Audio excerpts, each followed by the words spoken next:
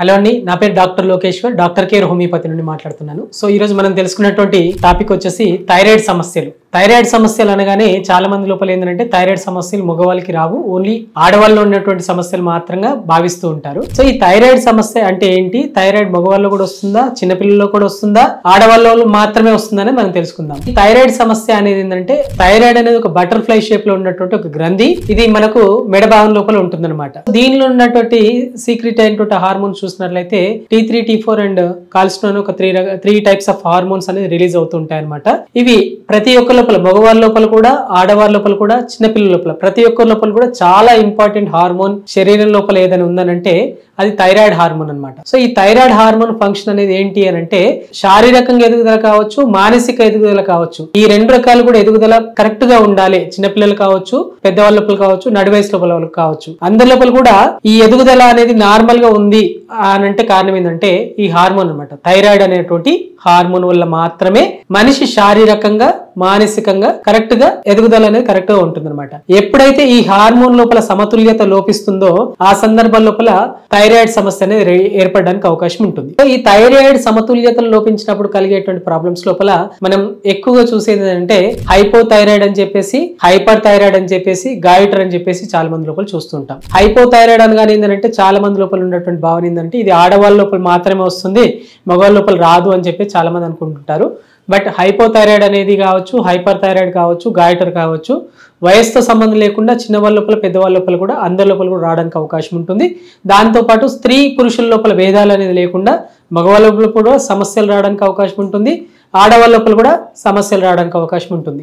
అయితే ఆడవాళ్ళ విషయం లోపల ఎక్కువగా డయాగ్నోజ్ అవుతుంటాయి. బట్ మగవారి విషయం లోపల హైపోథైరాయిడ్ ఉన్నప్పటికీ కూడా చాలా మంది కూడా ఇది హైపోథైరాయిడ్ సమస్య, దీనివల్ల ఈ సిమ్టమ్స్ వస్తాయని కూడా చాలా మంది కూడా తెలియదు అనమాట. సో మగవాళ్ళ లోపల ఈ రోజు మనం మగవాళ్ళ లోపల హైపోథైరాయిడ్ గురించి తెలుసుకుందాం. సో ఆడవాళ్ళ లోపల అయితే యూజువల్ గా ప్రెగ్నెన్సీ టైం లోపల కావచ్చు, వెయిట్ పెరిగిపోతున్న సందర్భాల లోపల కావచ్చు, థైరాయిడ్ టెస్ట్ చేయిస్తుంటారు, థైరాయిడ్ సమస్య ఉందని చెప్పేసి డయాగ్నోస్ చేసుకుంటుంటారు. మరి మగవాళ్ళ లోపల ఎప్పుడు థైరాయిడ్ ఉంది అని మనం భావించాలి, ఎప్పుడు మనం డయాగ్నోసిస్ చేసుకోవాలి అని అంటే, ఆల్ ఆఫ్ సడన్ గా అంటే రెగ్యులర్ గా ఫిజికల్ యాక్టివిటీ ఉంది, జిమ్ కు వెళ్తున్నారు, వాకింగ్ చేస్తున్నారు, సైక్లింగ్ చేస్తున్నారు, అయినప్పుడు కూడా వెయిట్ అనేది తగ్గట్లేదు, వెయిట్ అనేది పుటాన్ అవుతున్నారు, వెయిట్ అనేది డే బై డే పెరిగిపోతున్నారు, అండ్ డైట్ ప్రాపర్ గా మెయింటైన్ చేస్తున్నారు, ప్రోటీన్ క్యాలరీస్ కావచ్చు, మన బాడీకి ఎంత క్యాలరీస్ అవసరం అంతే క్యాలరీస్ డైట్ అనేది మెయింటైన్ చేస్తున్నప్పుడు కూడా వెయిట్ అనేది ఆల్ ఆఫ్ సడన్ గా పెరిగిపోతుంది అన్నప్పుడు ఖచ్చితంగా థైరాయిడ్ ఉందా లేదా అని మనం గుర్తించాల్సిన అవసరం ఉంటుందన్నమాట. దాంతోపాటు మగవాళ్ళ లోపల హెయిర్ ఫాల్ అనగానే మనం చాలా మంది భావించేది ఏంటంటే డస్ట్కి ఎక్కువ ఎక్స్పోజ్ అవుతున్నాం, షాంపూస్ చేంజ్ చేస్తున్నాం, ఆయిల్ చేంజ్ చేస్తున్నాం, ఆయిల్ అప్లై చేయట్లేదు, దానివల్లే జుట్టు రాలిపోతుందని చెప్పేసి చాలా మంది భావిస్తుంటారు. కానీ హైపోథైరాయిడ్ ఉన్న మగవాళ్ళ లోపల కూడా హెయిర్ ఫాల్ అనేది రావడానికి అవకాశం ఉంటుంది. పొట్ట చుట్టూ కొవ్వు పేరుకుపోవడం చాలా మంది మగవాళ్ళ లోపల కావచ్చు, ఆడవాళ్ళ లోపల కూడా ఎక్కువగా సఫర్ అయ్యేటువంటి సమస్య సెంట్రల్ ఒబేసిటీ అని చెప్పి చూస్తుంటాం అనమాట. సో ఈ ఒబేసిటీ సమస్యతో బాధపడుతున్న వాళ్ళు ఖచ్చితంగా థైరాయిడ్ ఉందా లేదా అని మనం చూసుకోవాల్సిన అవసరం ఉంటుందన్నమాట.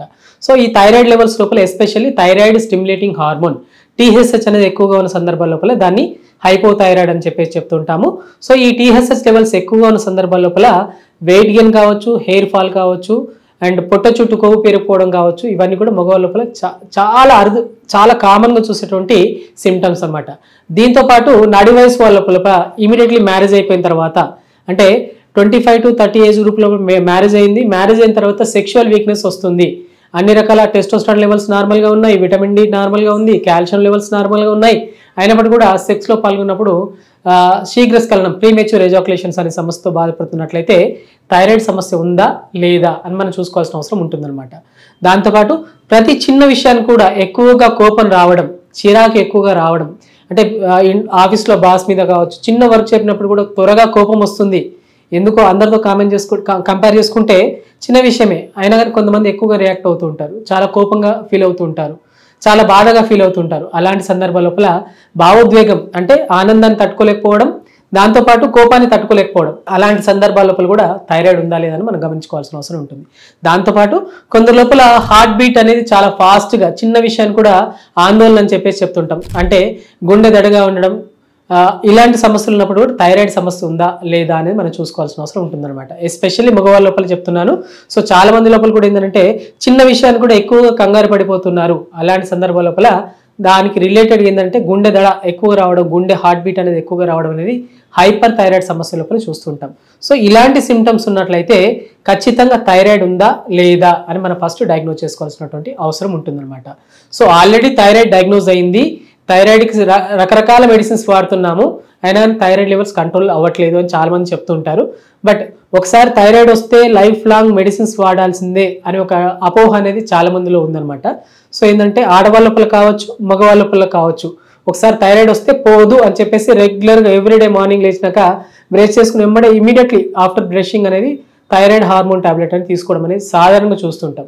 బట్ వాళ్ళకు ఒక సువర్ణ అవకాశం అని గట్టిగా చెప్పొచ్చు ఏంటంటే హోమియోపతి వైద్యం అనమాట.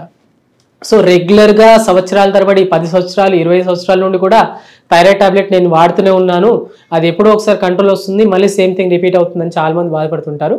అలాంటి వాళ్ళు ఒకసారి హోమియోపతి మెడిసిన్స్ అనేది వాడండి. ఖచ్చితంగా థైరాయిడ్ లెవెల్స్ కంట్రోల్ రావడమే కాదు, థైరాయిడ్ వల్ల వచ్చేటువంటి కాంప్లికేషన్స్ లైక్ వెయిట్ గెయిన్ కావచ్చు, హెయిర్ ఫాల్ కావచ్చు, కాన్స్టిపేషన్ కావచ్చు, స్కిన్ డ్రైనెస్ కావచ్చు, ఇలాంటి సిమ్టమ్స్ అన్నీ కూడా పూర్తిగా అంటే చాలా మంది లోపల కూడా బ్లడ్ టెస్ట్ చేసినప్పటికీ బ్లడ్ ఇన్వెస్టిగేషన్స్ ఏమో థైరాయిడ్ లెవెల్స్ నార్మల్ అని వస్తుంటాయి.